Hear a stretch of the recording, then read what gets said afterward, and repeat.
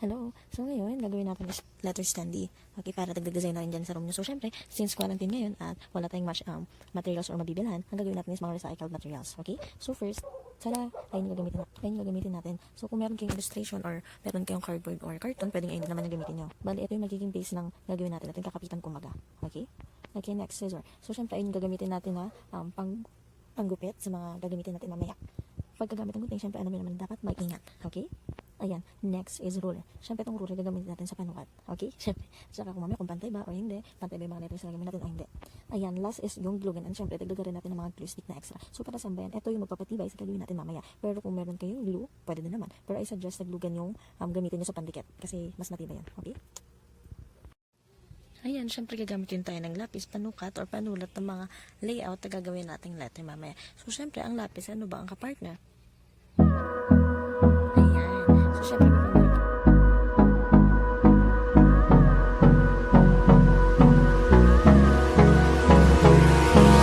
hold me close till I get up. Time is barely on our side. I don't wanna waste what's left. The storms we chase are leading us, and love is all we'll ever trust. Yeah, no, I don't wanna waste what's left.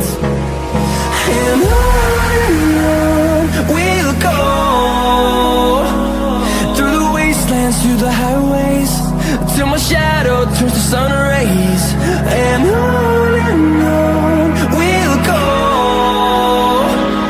through the wastelands, through the highways, and on we'll go.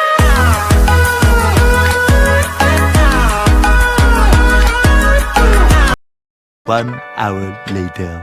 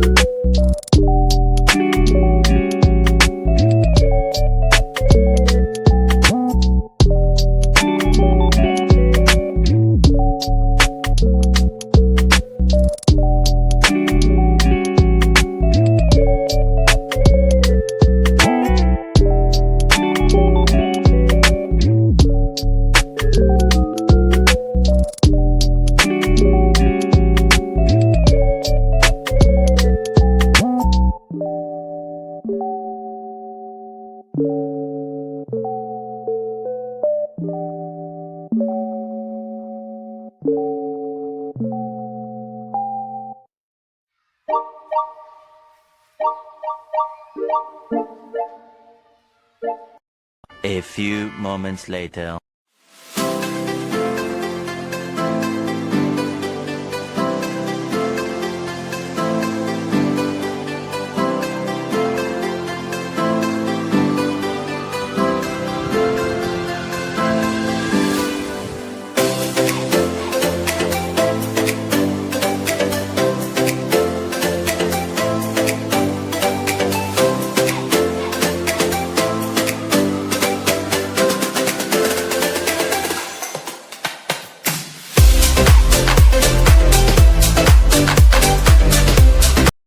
One eternity later.